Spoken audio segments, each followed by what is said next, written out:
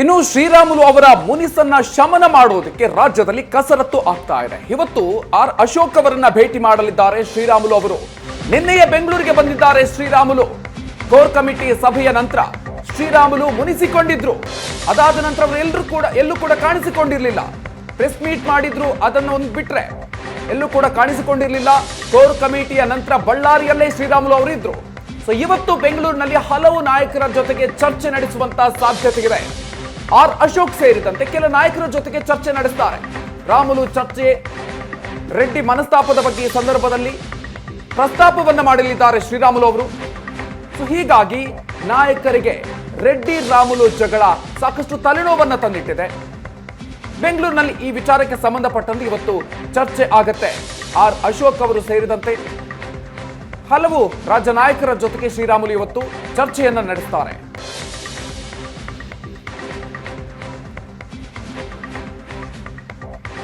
ಬನ್ನಿ ಬಗ್ಗೆ ಇನ್ನಷ್ಟು ಹೆಚ್ಚಿನ ಮಾಹಿತಿಯನ್ನ ನೀಡ್ತಾರೆ ನಮ್ಮ ಪ್ರತಿನಿಧಿ ನರಸಿಂಹಮೂರ್ತಿ. ಇದೀಗ ನಮ್ಮ ಜೊತೆಗೆ ದೂರವಾಣಿ ಸಂಪರ್ಕದಲ್ಲಿ ಜಾಯ್ನ್ ಆಗ್ತಿದ್ದಾರೆ. ನರಸಿಂಹಮೂರ್ತಿ, ಇದೀಗ ಶ್ರೀರಾಮುಲು ಅವರು ಎಲ್ಲೂ ಕೂಡ ಕಾಣಿಸಿಕೊಂಡಿರಲಿಲ್ಲ ಮೊನ್ನೆ ಪ್ರೆಸ್ ಮೀಟ್ ಮಾಡಿದ ನಂತರ. ಸೊ ಇದೀಗ ಬೆಂಗಳೂರಿಗೆ ಬಂದಿದ್ದಾರೆ. ಸೊ ಇಲ್ಲಿ ಯಾವ ರೀತಿಯಾಗಿ ಅವರು ಯಾರನ್ನೆಲ್ಲ ಭೇಟಿ ಆಗಬಹುದು, ಜೊತೆಗೆ ಬಳ್ಳಾರಿಯಲ್ಲಿ ಏನೆಲ್ಲ ಬೆಳವಣಿಗೆ ಆಯ್ತು ಈ ವಿಚಾರವಾಗಿ? ಮಧುಕರ್ ಈಗಾಗಲೇ ಹೇಳಿದಂತೆ ಕಳೆದ ವಾರ ಸುದ್ದಿಗೋಷ್ಠಿ ಮಾಡಿ ಸುದೀರ್ಘವಾಗಿ ಪಕ್ಷ ಮತ್ತು ಪಕ್ಷದಲ್ಲಿರ್ತಕ್ಕಂಥ ಕೆಲ ವ್ಯಕ್ತಿಗಳು ಸೇರಿದಂತೆ ಜನಾರ್ದನ್ ರೆಡ್ಡಿ ಮೇಲೆ ನೇರವಾದಂತಹ ಆರೋಪ ಮಾಡಿರ್ತಕ್ಕಂಥ ಶ್ರೀರಾಮುಲು ಅವರು ಬೆಂಗಳೂರಿಗೆ ಅಥವಾ ದೆಹಲಿಗೆ ಎಲ್ಲಿ ಕೂಡ ತೆರಳದೆ ಕಳೆದ 4-5 ದಿನಗಳಿಂದ ಕೂಡ ಬಳ್ಳಾರಿಯಲ್ಲಿಯೇ ವಾಸ್ತವ ಮಾಡಿದ್ರು. ಆದ್ರೆ ನಿನ್ನೆ ತಡರಾತ್ರಿ ದಿಢೀರನೆ ಬೆಂಗಳೂರಿಗೆ ಹೋಗಿದ್ದಾರೆ ಅನ್ನೋಂತ ಮಾಹಿತಿ ಇದೀಗ ರಾಮುಲು ಪಾಳ್ಯದಲ್ಲಿ ಕೇಳಿ ಬರ್ತಾ ಇದೆ. ಅದಕ್ಕೆ ಅಶೋಕ್ ಅವರು ಮತ್ತು ಬೇರೆ ಬೇರೆ ನಾಯಕರು ಕರೆದಿದ್ದಾರೆ, ಅವ್ರನ್ನ ಭೇಟಿಯಾಗಲಿಕ್ಕೆ ಹೋಗಿದ್ದಾರೆ ಅನ್ನೋಂತ ಮಾಹಿತಿ ಇದೀಗ ಲಭ್ಯವಾಗ್ತಿದೆ. ಇನ್ನು ಆರಂಭದಲ್ಲಿ ಶ್ರೀರಾಮುಲು ಅವರು ಹೇಳಿರ್ತಕ್ಕಂಥ ಪ್ರಕಾರ ಅವರು ದೆಹಲಿಗೆ ಬರೋದಕ್ಕೆ JP ನಡ್ಡಾ ಅವರು ಹೇಳಿದ್ದಾರೆ. ಅದಕ್ಕಾಗಿ ದೆಹಲಿಗೆ ಒಂದು ಟೈಮಿಂಗ್ ಕೇಳ್ತಾ ಇದ್ದೀನಿ, ಅದಾದ ಬಳಿಕ ಬಳ್ಳಾರಿಯಿಂದ ನೇರವಾಗಿ ದೆಹಲಿಗೆ ಹೋಗ್ತೀನಿ, ಬೆಂಗಳೂರಿಗೆ ತೆರಳೋದಿಲ್ಲ ಅನ್ನೋಂತ ಮಾತನ್ನು ಸೂಕ್ಷ್ಮವಾಗಿ ಅವ್ರು ಹೇಳಿದ್ರು. ಆದ್ರೆ ನಿನ್ನೆ ಸಂಜೆ ಅಥವಾ ರಾತ್ರಿ ನಡೆದಂತ ಬೆಳವಣಿಗೆಯಲ್ಲಿ ಮತ್ತೆ ರಾಜ್ಯ ಮಟ್ಟದ ನಾಯಕರು ಸೂಚನೆ ಮೇರೆಗೆ ಶ್ರೀರಾಮುಲು ಅವರು ಬೆಂಗಳೂರಿಗೆ ಹೋಗಿದ್ದಾರೆ ಅಂತ ಮಾಹಿತಿ ಇದೀಗ ಲಭ್ಯವಾಗ್ತಿದೆ. ಅದರಲ್ಲೂ ಕೂಡ ಬಳ್ಳಾರಿಯಲ್ಲಿ 2 ಬಣಗಳ ನಾಯಕರಿಂದ ಅಂದ್ರೆ ಸೆಕೆಂಡ್ ಲೈನ್ ಮತ್ತು ಥರ್ಡ್ ಲೈನ್ ಲೀಡರ್ಗಳೇನಿರುತ್ತೆ ಅವರೆಲ್ಲರೂ ಕೂಡ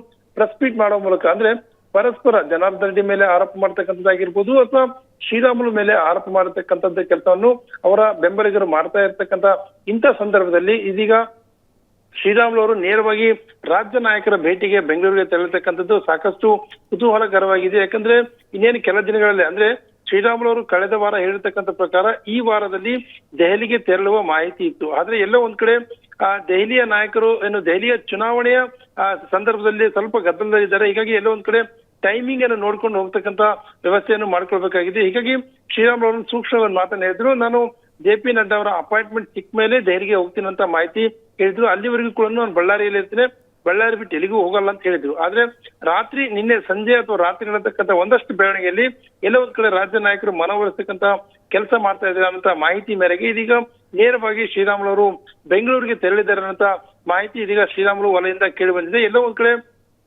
ರಾಜ್ಯ ನಾಯಕರೇ ಸದ್ಯ ಇರ್ತಕ್ಕಂಥ ಸಮಸ್ಯೆಯನ್ನು ಬಗೆಹರಿಸಿ ಒಂದು ಅಂಡರ್ಸ್ಟ್ಯಾಂಡಿಂಗ್ ಬಂದ ಮೇಲೆ ಕೇಂದ್ರದ ನಾಯಕರ ತೆರಳುತ್ತಾರೆ ಅನ್ನೋ ಮಾಹಿತಿ ಇದೀಗ ಲಭ್ಯವಾಗ್ತಾ ಇದೆ. Madhukar, okay, thank you Narasimhamurthy ಡೀಟೇಲ್ಸ್ಗೆ.